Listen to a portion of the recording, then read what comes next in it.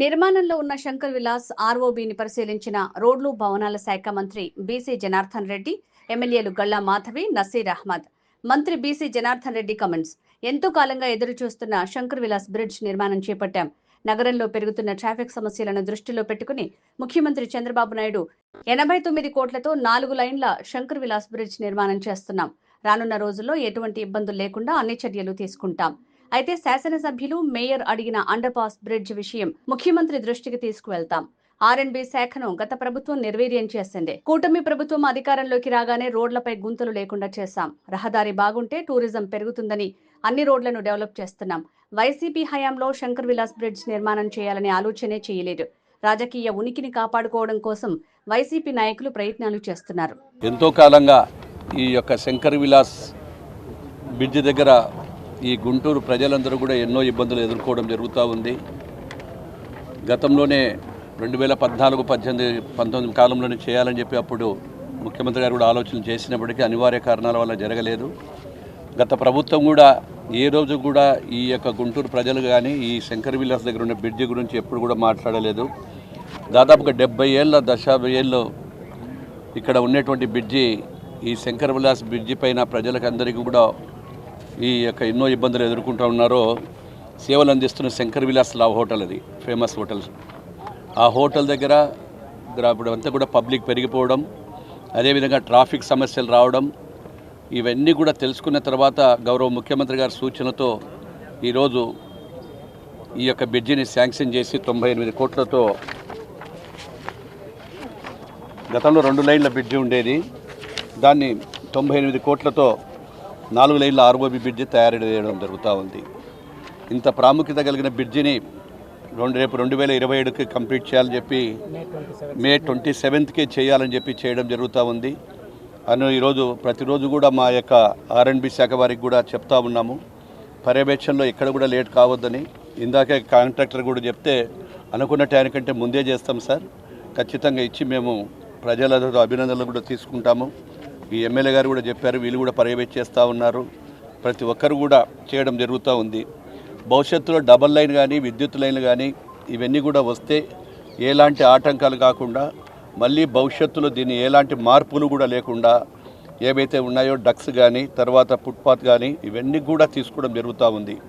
అదేవిధంగా under pass కూడా గౌరవ శాసనసభ్యులు, కమిషనర్ గారు, తర్వాత చైర్మన్ గారు, నాని గారు అందరూ కూడా అడగడం జరిగింది. ఇప్పుడే ఖచ్చితంగా మాకు అండర్ పాస్ లేకపోతే భవిష్యత్తులో ఇబ్బంది అవుతుంది.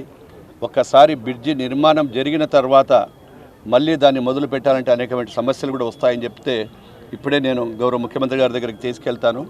మీరు ఆ యొక్క ఎస్టిమేషన్లు రెడీ చేయమని కూడా చెప్పడం జరిగింది. ఎందుకంటే ఒక్కసారి మళ్ళీ చేసిన తర్వాత ప్రజలకు ఎలాంటి ఇబ్బందులు కలగొద్దు అనేటువంటిది చేయడం జరుగుతూ ఉంది. ఈ ప్రాజెక్టు మేకల్లో కంప్లీట్ చేస్తాము.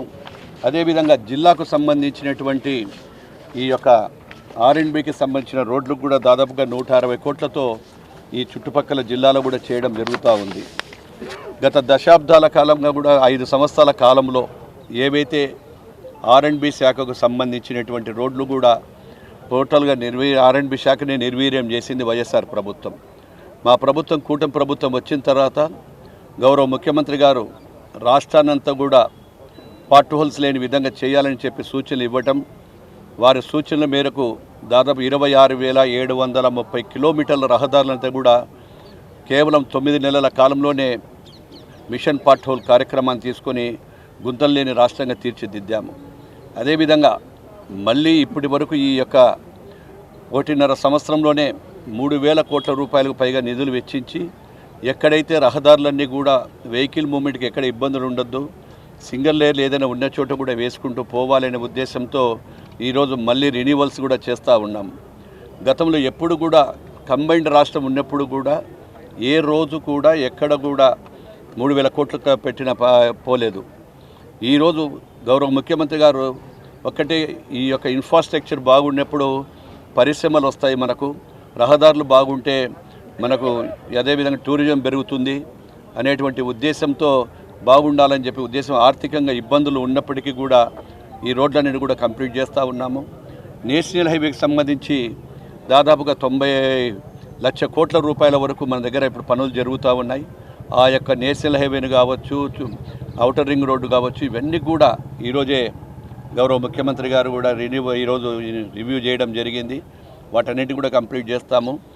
ఈరోజు చాలామంది కూడా వైఎస్ఆర్సీపీ నాయకులు కామెంట్ చేస్తూ ఉన్నారు శంకర్ విలాస్ దాని మీద. ఆ నాయకులకు ఒకటి చెప్తా ఉన్నా, గత చరిత్రలో మీరు ఏ రోజైనా ఈ బ్రిడ్జ్ చెయ్యాలని చెప్పి ఆ వైఎస్ఆర్సీపీ నాయకులు ఎప్పుడైనా ఒక ఆలోచన చేశారా?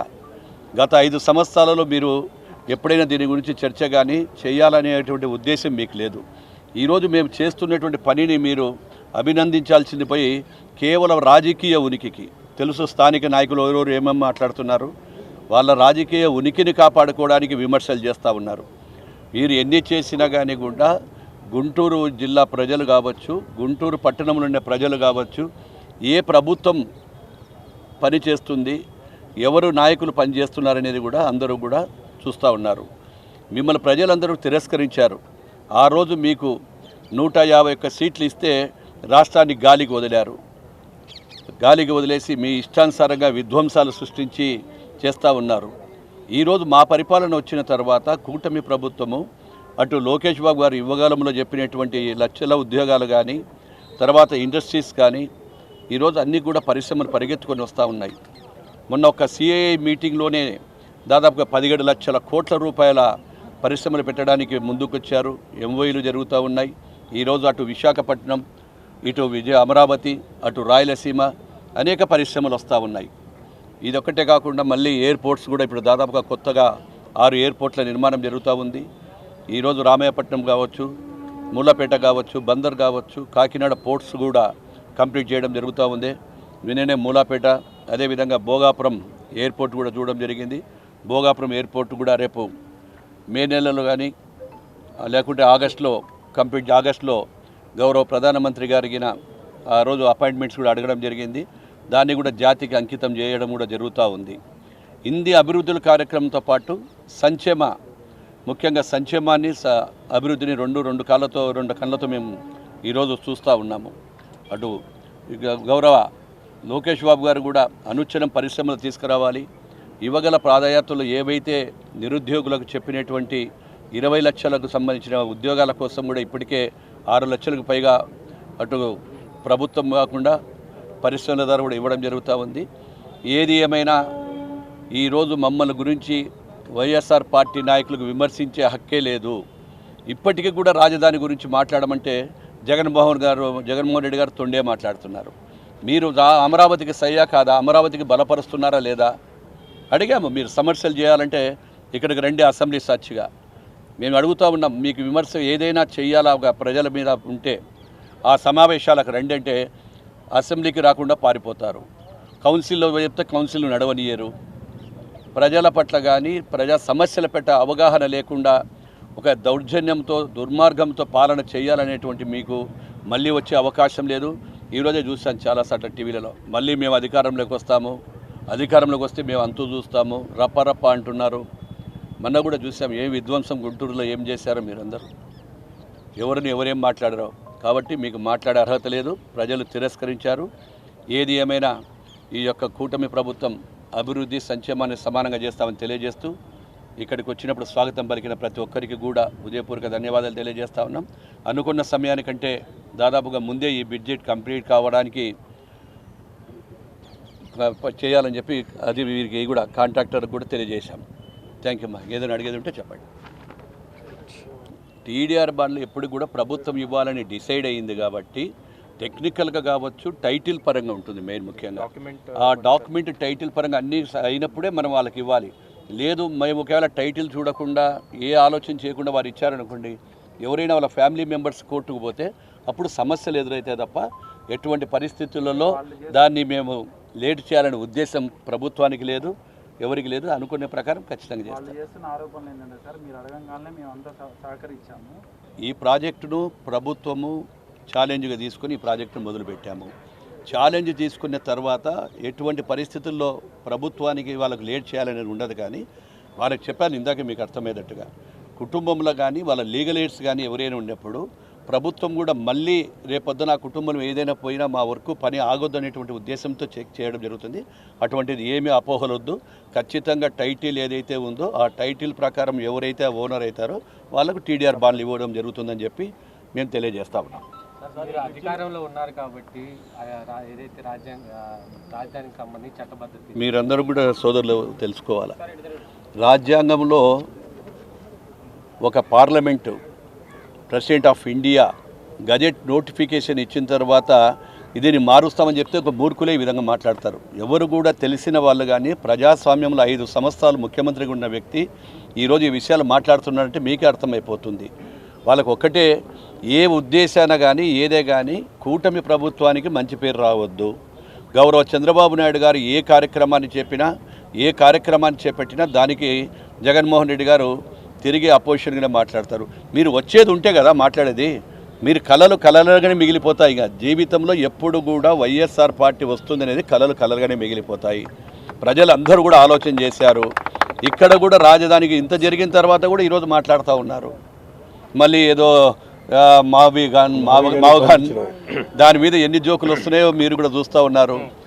మొన్నటికేమో ఉత్తరాంధ్ర మంచిదన్నాడు, రాయలసీమకు అది ఇస్తానన్నాడు, ఇక్కడ విజయవాడ అన్నాడు, ఇప్పుడు మళ్ళీ గుడివాడ అమరవాడ ఇదివాడ చెప్తాడు. రేపు మళ్ళీ ఏమంటాడు, పులివెందల నుంచి చెప్తాడు. ఆయన పులివెందల నుంచి వచ్చిన తర్వాత మధ్యన ఆగిపోతాడు.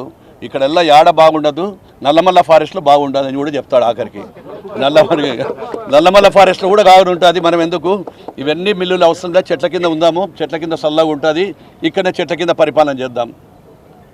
అర్థం ఉండే వాళ్ళకి ఎవరైనా చెప్తే విమర్శలు చేసేవాళ్ళు దాని తగు రీతిలో విమర్శలు చేస్తే జవాబు చెప్పాలా. కాబట్టి ప్రజలంతా నవ్వుకుంటున్నారు. దానికోసం మన సమయం కూడా వేస్ట్ చేసుకోదలుచుకోలేదు. థ్యాంక్ యూ మా.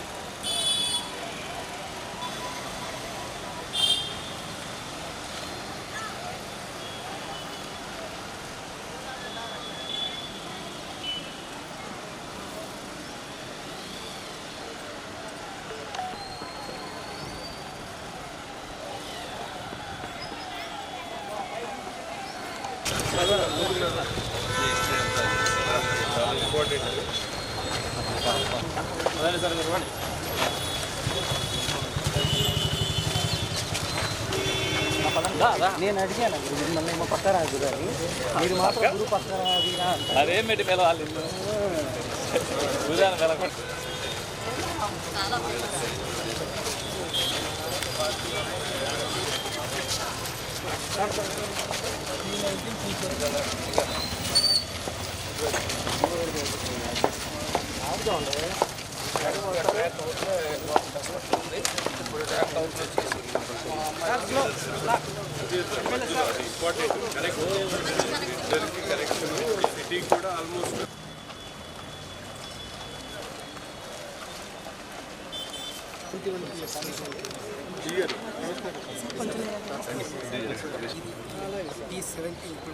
Concrete net concrete phone complete అయింది సార్. జాగ్రత్త అక్కడ పొరపాటు జరిగితే మీడియా వాళ్ళకి ఎట్లుంటారంటే కవర్ కావాలని ప్రెస్ కోసం కూడా పెట్టేస్తారు. స్టాండ్ చూసుకోండి. ట్రాఫిక్ డ్యామేజ్ అవ్వకుండా వాళ్ళకి ఇబ్బంది లేకుండా దానికోసం పెద్ద కంపెనీస్ అన్నీ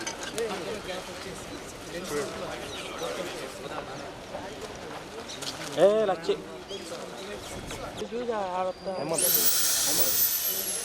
హేమంత్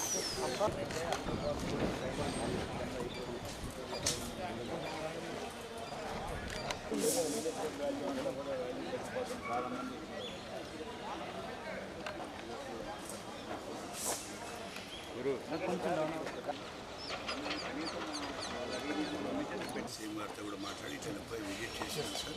బట్ ఇది కంపల్సరీ ఉంది. బట్ మరి ఏ దాంట్లో మనం ప్రొవిజన్ ఎందుకంటే చాలా ఇంపార్టెంట్.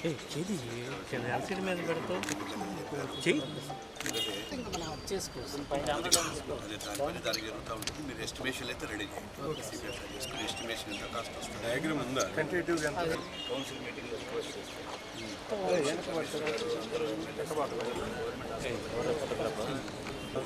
కానీ సర్వీస్ రోడ్డు చేస్తే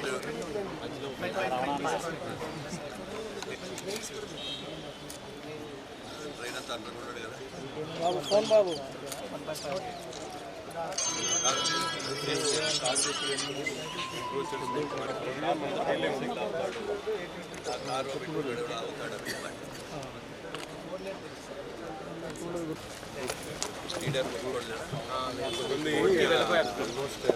కోర్టుకి వెళ్ళి మరి తెచ్చుకున్నారు ఎల్ఏఆర్ యాక్ట్ ఫాలో చేసి వెళ్ళారు. మనం